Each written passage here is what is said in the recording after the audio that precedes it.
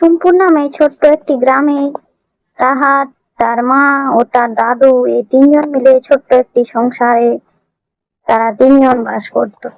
হঠাৎ একদিন রাহাতের মনে হলো যে আমরা এত গরিব কেন দাদু। তারপর রাত্রিবেলা সে শুয়ে পড়লো। হঠাৎ তার স্বপ্নে একজন জিন এলো, এসে তাকে বলল, তোমার কি টাকার গাছ চাই? রাহাত বলল, হ্যাঁ, দাও না আমায়, এক্ষুনি দাও, আমি চাই টাকার গাছ। জিন বলল, ঠিক আছে। রাহাতকে একটি টাকার গাছ দিল। রাহাত সেই গাছ সকালবেলা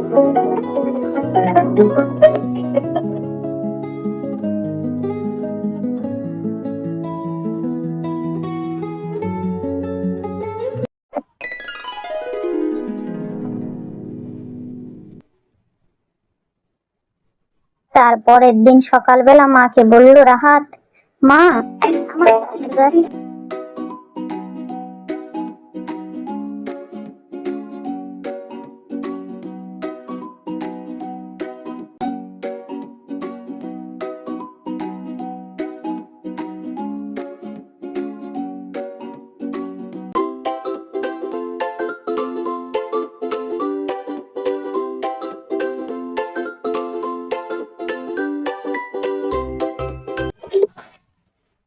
এবার রাহাতের মা জিজ্ঞাসা করলো, রাহাত, তুমি এই টাকা কোথায় পেয়েছো?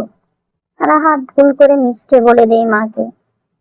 তারপর তার বন্ধুর সঙ্গে সে যখন কথা বলে যে আমি মাকে মিথ্যে বলেছি, এবার আমার গাছ শুকনো হয়ে যাবে।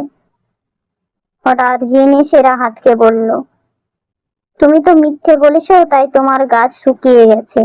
এখন থেকে তোমার ওই গাছে ফল ধরবে, আর কোনো টাকা আসবে না। রাহাত সেই ফল বিক্রি করে বাজার